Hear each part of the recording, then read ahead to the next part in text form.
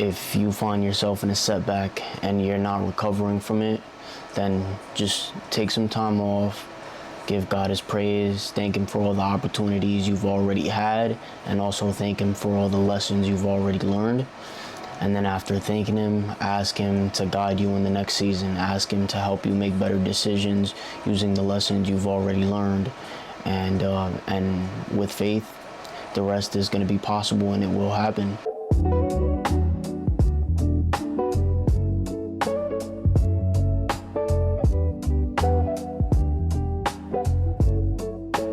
All right, starting week 5, we got to switch things up. Couple first weeks, we seen some good progression. We can stand on our strategy. We can stand on business, yes. But when it comes to psychology and mentality, it's time to switch things up. I'm done chasing the dollar and I'm going to start chasing percentages, right? Following the 30% rule, 20% rule, 10% rule after a while, right? But once you start building that consistency, I realize it's just, I would not be here right now. I would not be starting over from square one again. What is it that I have to change when it comes to my psychology? Realistically, it's being greedy, being in a good trade, and I'm just like, all right, I'm up $700, but I want to see $1,500, so I'm not going to take profit yet. And also accepting my losses, accepting small losses, and being able to survive for the next day. I'm the type where I'm willing to risk it all. I'm willing to go all in because I'm faithful that this is going to work out. And at the end of the road, it doesn't work out, but my faith is tempted, is tested, and thank God I still stay faithful because I haven't given up yet, right? So the reason I haven't given up is because I've made money. I've seen I've seen unbelievable amount of money in overnight in a single day, right? And it's like I want to get back to that consistency because when I did make that kind of money, I did not have the right mentality at all, right? I was gambling it. I was really trying to 100x my account for no absolute reason. But now it's really time to stick to the percent game. That's why the rich get richer, because they focus on percentages. If you can do 30% on $1 million and cash out 300K, wouldn't you do so? So 30% game it is. That's what we're gonna stick to. And yeah, and also we're gonna switch up from the live accounts. We're gonna get into funded accounts again. And this time we're not gonna go with Top Step because Top Step is way too big, and at some point something's bound to pop off and I don't want to be a part of it. So we're gonna stick to Apex. Apex Trader Funding is probably the next top tier on the list, and has shown no signs of any kind of failure until they do. But we're gonna go with Apex, get a couple payouts from them, and then we're gonna put the payout into the live account and then switch the 30% rule over to the live account from the fundeds. So step 1 is getting funded. Step 2, activating the funded account. Step 3, getting past the trailing threshold. Step 4, stick to the 30% rule. Step 5 is payout, right? So it's not always funded to payout. There's so many steps in between that you really have to worry about. And I in fact already took a trade for this morning, right? So right here we have 7 a.m. method at 7:30 and 7:15. London session swept its own high, and then by 8 a.m. it started showing its rejection, and then I found a 1-minute retest and entry method, and then I targeted previous support area. I could have targeted that previous low, but I made enough on the account to pass it, so that's why I didn't. And that's one thing I'm really realizing, especially now back on the prop firm, the leverage on it was ridiculous, and I did go through a little bit of like anxiety feeling going through that trade because the instant drawdown was very aggressive, and it's 2 accounts. I was trading 2 accounts, so I was like, no, not both accounts already. But I understood the strategy. It fell into a trend line, so all my confirmations were there for it to not play out.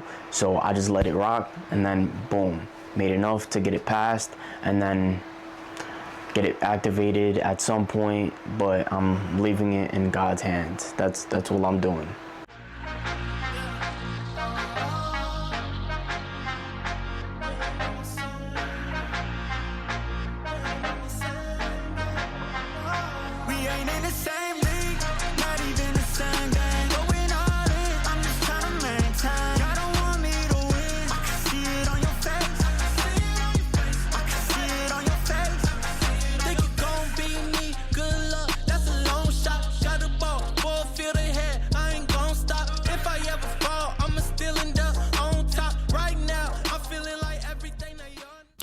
Week 5 is over, and nothing, no progression, no nothing.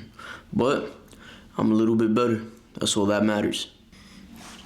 When it comes to trading, you really just gotta go with the flow of things, because if you decide to force things, then you're just gonna lose more than you can afford to lose.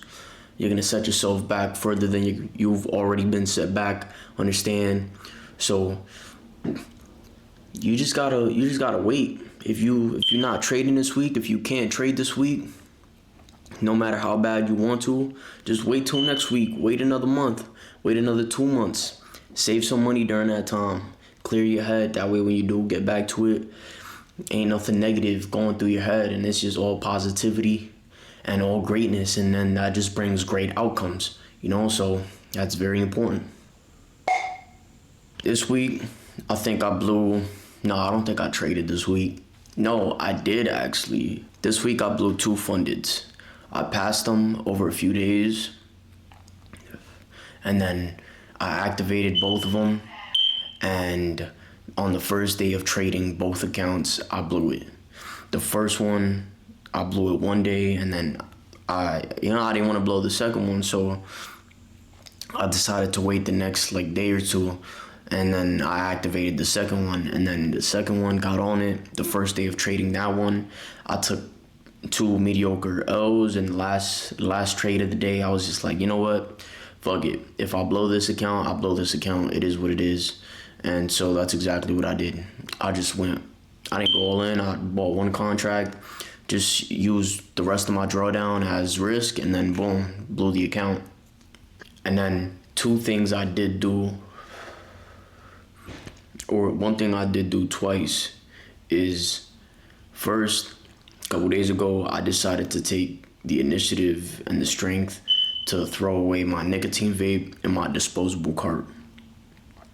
And then I traded that same night, blew one of the accounts, and I was frustrated. I was stressed, obviously, and I got tempted to get back into the smoking. I realized that this right here genuinely is what's holding me back, honestly. And the day I give this up is when everything around me is going to change for the better. And I look forward to that. Just last night, I had a nicotine vape with me because I went and bought another one. And last night I was listening to worship music, saying a little prayer, giving God his praise. And I opened up my window and I threw the nicotine vape right out the window once again. That's just because I know I don't need it. I know I don't want it in my life anymore. But it's just such a bad habit for me to always have one. Not because I need it, not because I want it. It's just a habit. It's just, if I don't have it, I feel off. My body feels different. I feel like I need it in my presence, in my pocket, just so I feel secure of some sort. But I don't need it. I don't want it. Now,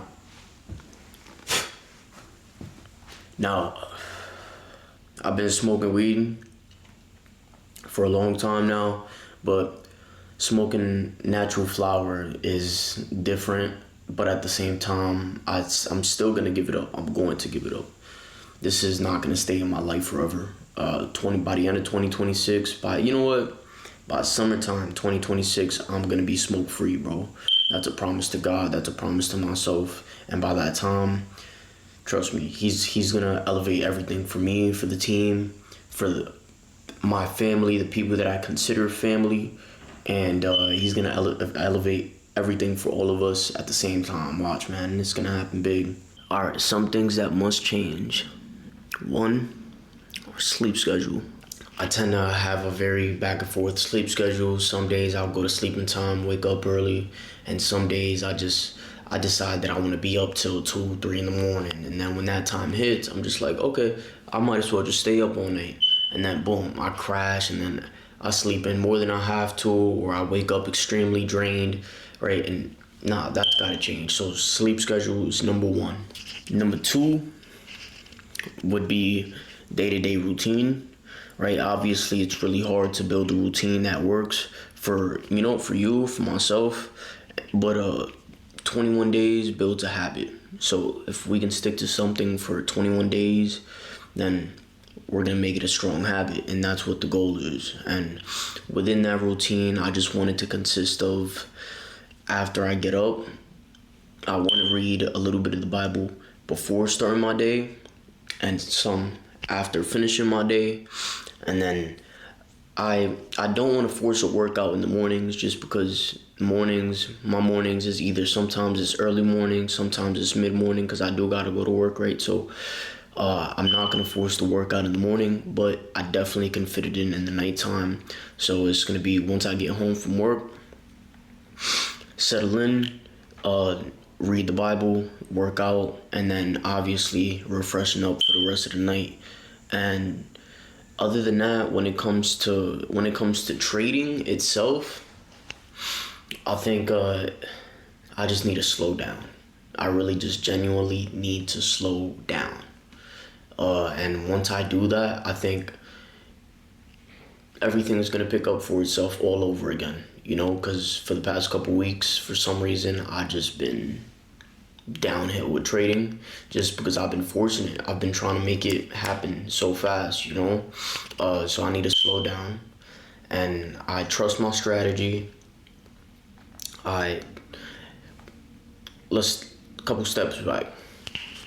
The strategy I use consists of me waking up anywhere between 5 a.m. to 6 a.m. because anywhere between 6 a.m. and 8 a.m. the trade execution can happen, right? The strategy can play out anywhere between that time. So it's like, if I gotta wake up at that time every single day, then that means I gotta go to sleep by a certain time every single day, and that's okay. Consistency is gonna build something good, so that's the goal regardless.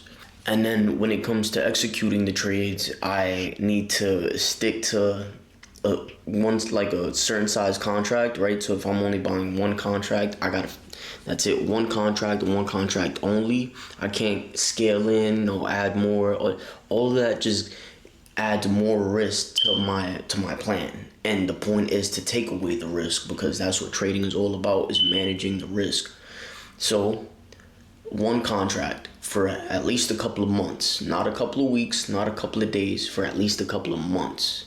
Another thing would be, managing the risk is a lot more important than aiming for profits, because if we can manage our loss and our stop loss, then we don't really have to worry about the TP, because the TP can go as high as possible, So it's just like, why stress about the TP when really the important part is to worry about the stop loss, worry about where you're going to be exiting your trade, what your exit plan is, understand, because your trade can be in profits for days, but the moment it goes straight to your stop loss, it's just like, if you're not prepared for it, then what are you doing to your account? You're just willing to blow it, and that's not the point.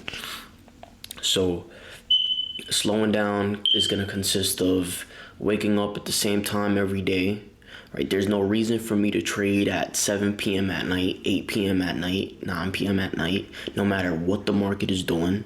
There's no reason for me to trade at that time. My work hours are going to be from 5 a.m.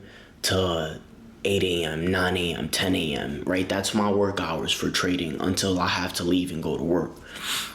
And then sticking to the same size contracts every single day for a couple of months.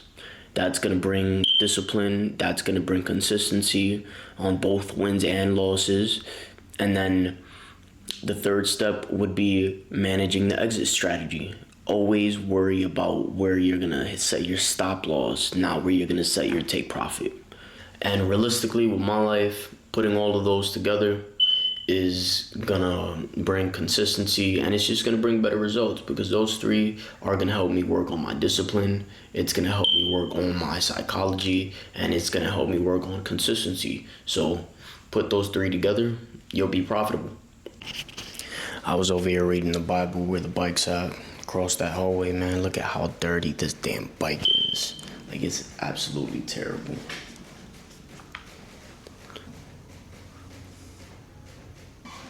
This shit is so disgusting, bro. I need to give it a good wash. I need to hose this shit. Look at this, man.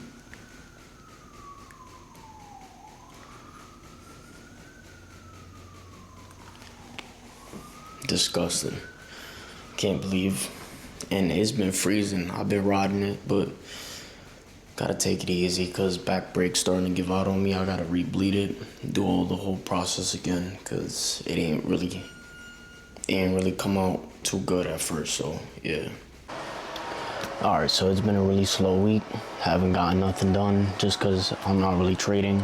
I've been doing a lot of Bible work and a lot of Bible reading, doing a lot of worship,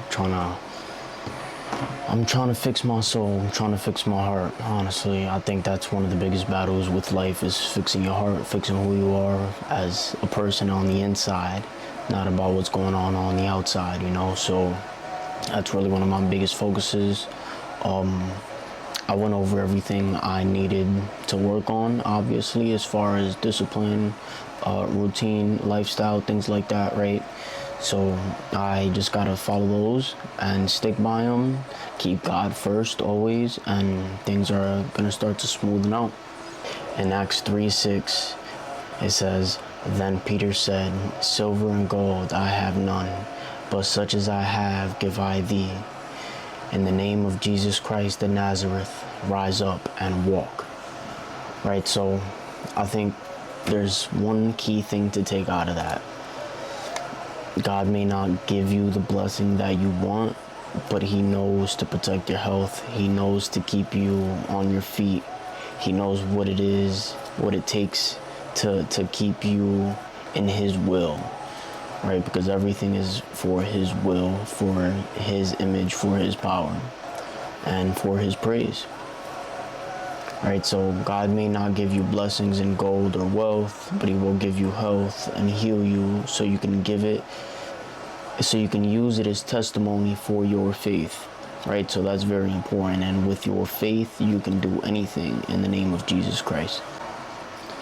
But overall, we're gonna let go of this week. We're gonna just leave it in God's hands. The video might be short for week 6 as well. It might be slow, but it's all good. We're just gonna take it a step at a time, and I've been doing a lot more faith work than anything else. So I think we're gonna focus on that more than anything, and bring some peace to my inner self before I can work on the outer self. And trust me, the blessings are going to come. We just gotta be patient and go with the Lord.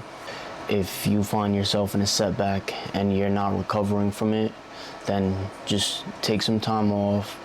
Give God his praise, thank him for all the opportunities you've already had, and also thank him for all the lessons you've already learned. And then after thanking him, ask him to guide you in the next season. Ask him to help you make better decisions using the lessons you've already learned. And with faith, the rest is going to be possible, and it will happen. So that's going to be it for this video, and then we're going to start up week 6. Let's get it.